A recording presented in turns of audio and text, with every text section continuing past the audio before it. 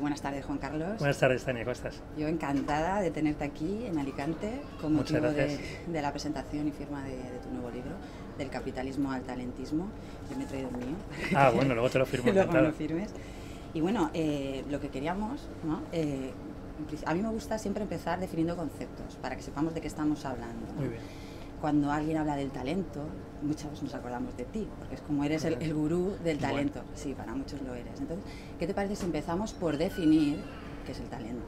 Muy bien, sí, además es esencial porque aquí estamos hablando de una nueva era donde el talento es lo más relevante, lo más valioso, ¿no? El talento, a mí me gusta, ya sabes, decir que no es exactamente lo que la Real Academia de la Lengua Española dice que es, porque lo define como inteligencia. Persona inteligente, aptitud con P, y la moneda de cuenta de griegos y romanos, sí, ¿no? Donde empieza todo. Pero José Antonio Marina, el filósofo, nuestro querido José Antonio, define inteligencia triunfante, que es lo que es el talento, convertir conocimientos en comportamientos, e inteligencia fracasada, personas que saben muchas cosas pero que no se atreven, por falta de coraje, de valentía, a hacer lo que podrían hacer. Y aquí citando lo que en su día decía Ignacio de Loyola, saber sin hacer no es saber. Por lo tanto, el talento es saber y hacer. Y no lo que muchos piensan, que es un don, que se nace con él, que se tiene o no se tiene.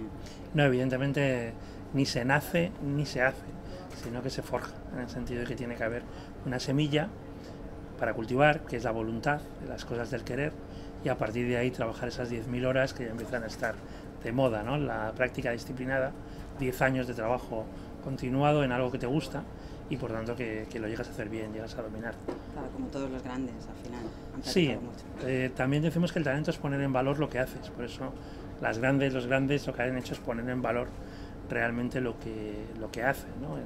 Hay una cita en el libro del capitalismo y el talentismo que es sobre Picasso, habló del cuadro Ciencia y Caridad, y a Picasso su madre le había dicho que si fuera soldado sería general, y él añadió, y decidí ser artista y me convertí en Picasso. Sí, es muy bueno. Pues entonces, ¿cuál sería la diferencia entre la era del capitalismo y del talentismo? Bueno, cuando estamos en una era histórica, y me imagino que pasaría lo mismo en el feudalismo o en otras, tendemos a pensar que siempre ha sido así y siempre va a ser así. El capitalismo tiene una fecha de nacimiento, que es el final del siglo XV, principio del siglo XVI, ha durado unos 520 años y está ya en este cambio de ciclo, como dicen los mayas, en este nuevo ciclo, pues dando paso a algo nuevo. Y por eso la perplejidad de economistas, sociólogos, políticos, filósofos, diciendo, bueno, esto no se puede resolver con el mismo nivel de dificultad con el que se creó, tiene que haber algo nuevo.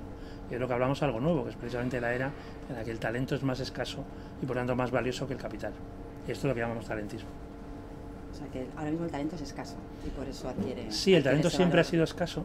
Lo que pasa es que en la revolución industrial, por ejemplo, pues era menos necesario. Pero ahora las tecnologías, la globalización, las nuevas condiciones laborales hacen un mundo dual también, una sociedad dual, en la que las personas con talento pues cada vez son más valiosas, en el mundo del deporte, por ejemplo, y las personas sin talento o que no ponen de manifiesto lo que podrían hacer, pues básicamente tienen sueldos mini, tienen empleos mini y tienen identidades mini, ¿no? Entonces cada día la diferencia es mayor. Hay una cosa que dices, es que no entramos o salimos de las crisis, sino que estamos y dejamos de estar. Sí. Y ahora afirmas que ya no estamos en crisis. Entonces, si no estamos en crisis, ¿dónde estamos? Pues estamos en un cambio de época. Como en su día, respecto al capitalismo, dijo Leonardo da Vinci, y a mí me gusta repetir, ¿no? No estamos en una época de cambio, estamos en un cambio de época.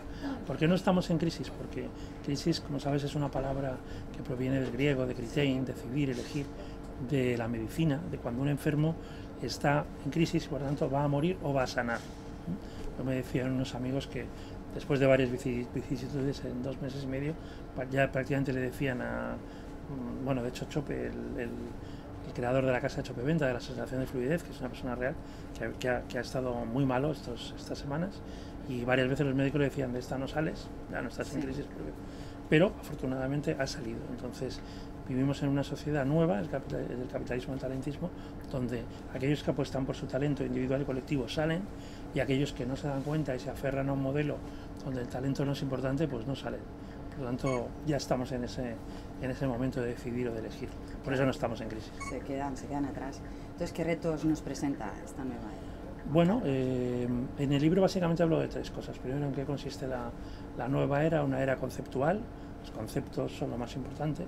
La idea no es mía, es de Daniel Pink, que él elogia en la portada mi trabajo. La era conductual, donde lo importante son los comportamientos, las conductas. En el coaching hablamos mucho de mejorar comportamientos y de nuevos hábitos. Y luego una era donde, precisamente porque lo gratuito es lo más importante, una era de googleización, como Google, la generosidad es la gran cualidad, ¿no? Y la generosidad es algo natural, pero es algo que cuando alguien lo hace contigo siempre correspondes, ¿no? Recíprocamente.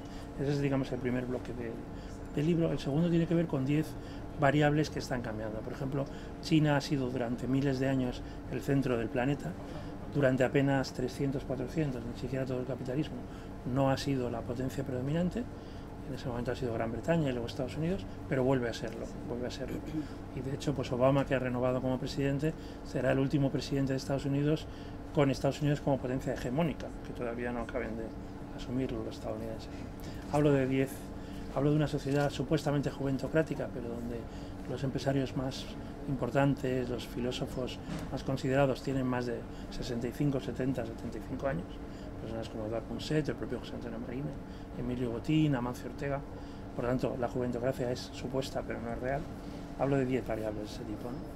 Y luego 6 claves para triunfar en esta nueva era, que tienen que ver con la empleabilidad, imagino que ahora hablaremos más de ello, con el proyecto, tiene que ver con la educación, que es la inversión más rentable, con el equipo, con los contextos, estar en contextos donde se aprecie el talento y no se deprecie, y con la felicidad, que es algo que tenemos que construir, ¿no? Como arquitectas o arquitectas. Es parte de uno.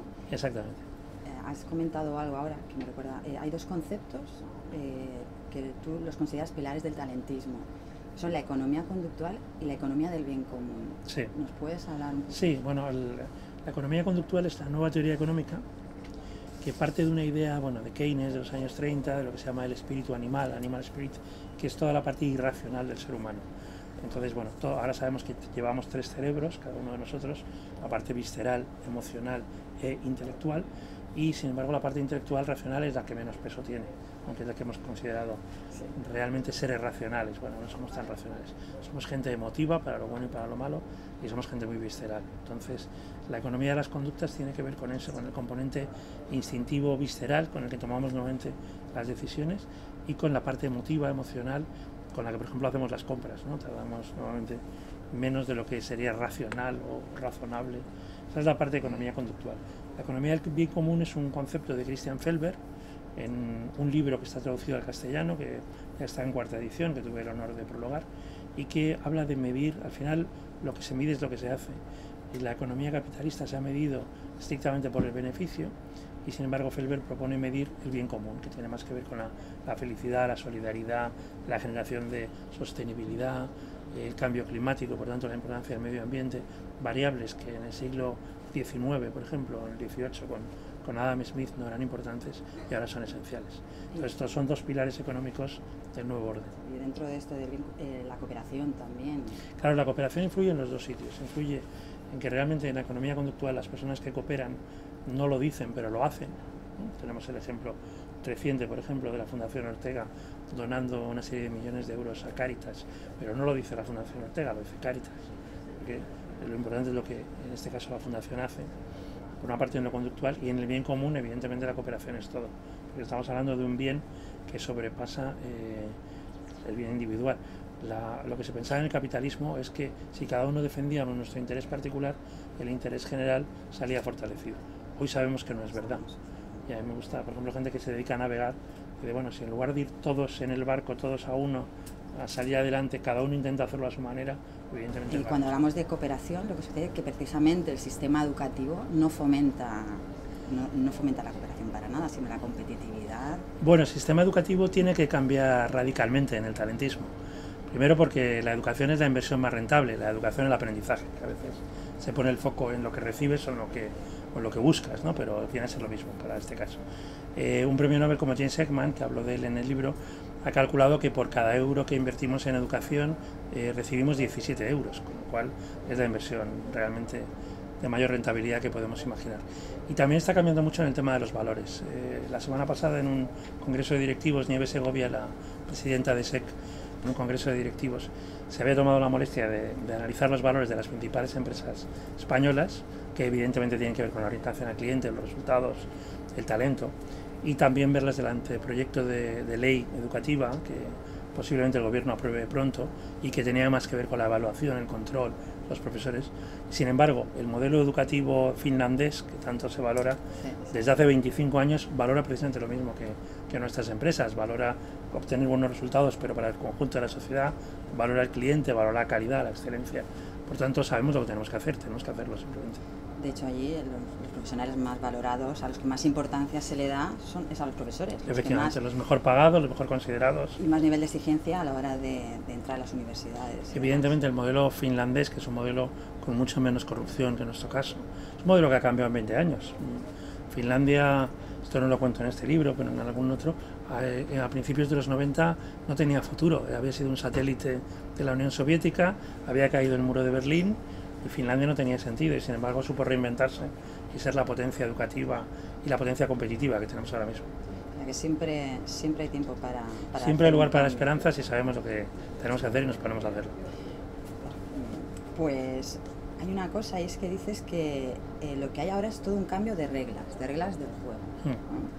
Y nos facilitas un buen número, es impresionante las herramientas que se dan, pero ¿podías ponernos algunos ejemplos? Sí, bueno, sobre todo lo que he buscado es que hay mucha literatura de la crisis, de qué ha pasado, la burbuja, los ciclos y demás, pero yo quería hacer un libro, sintetizar un poco, es un compendio, de realmente hacia dónde tenemos que ir y cuáles son las nuevas reglas.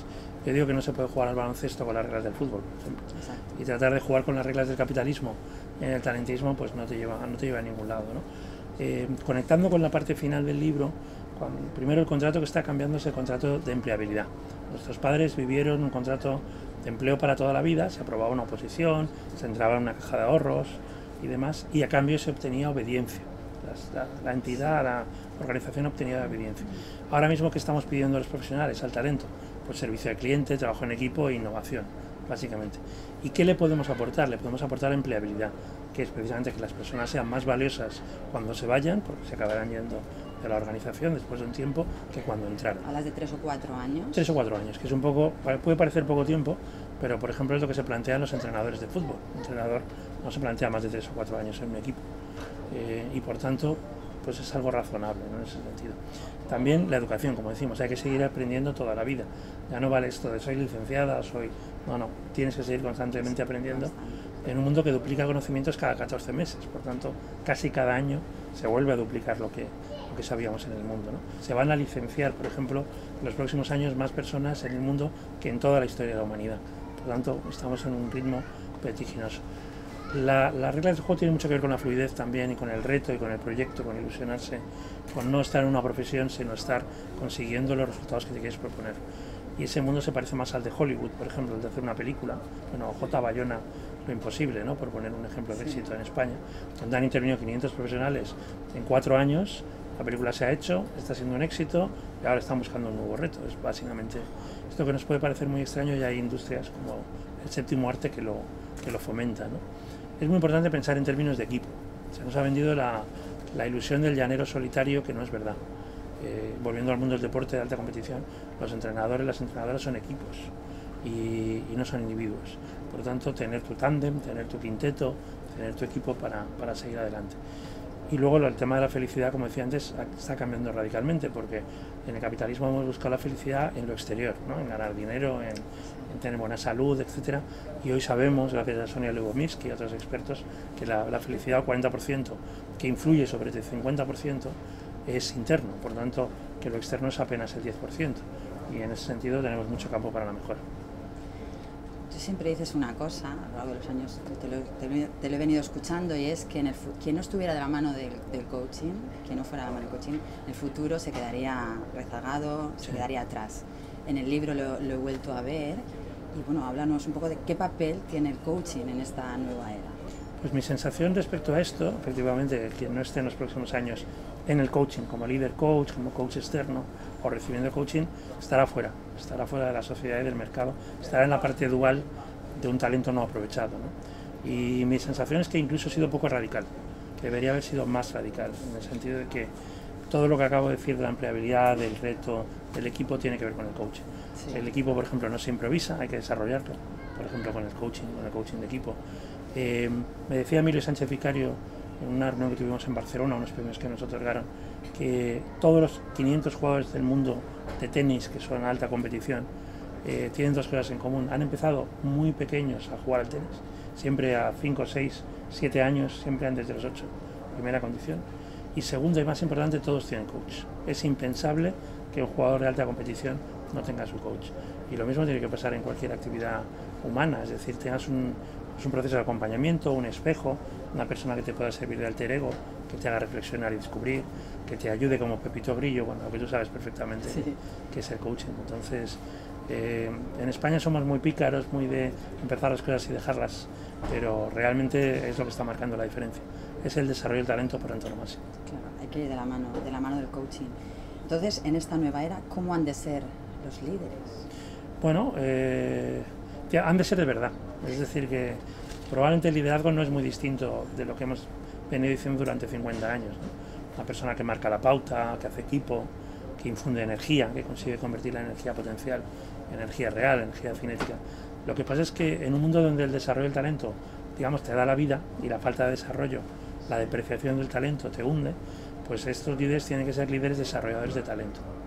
Y en ese sentido la labor de reforzar lo que haces bien, ayudarte a mejorar lo que todavía podrías hacer mejor, detectar oportunidades de mejora, ser entrenador del talento, cada vez va a ser más importante. Y mayor protagonismo del liderazgo femenino. Absolutamente.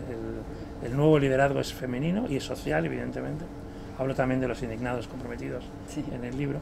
Pero el liderazgo femenino, y femenino no quiere decir solo de las mujeres, sino de todos, en el sentido de mayor empatía, mayor conexión, mayor generosidad, como decía antes, es el liderazgo de los nuevos tiempos. Evidentemente el liderazgo a lo John Wayne, el liderazgo de tipo duro o de von Karajan ha pasado a la historia, eso no aporta gran cosa. Juan Carlos, ha sido un placer, un verdadero placer tenerte aquí. Muchísimas gracias por este tiempo que nos has dedicado y te esperamos pronto. Muy bien, a tu disposición, pues nada, nos veremos en el próximo libro. Exactamente.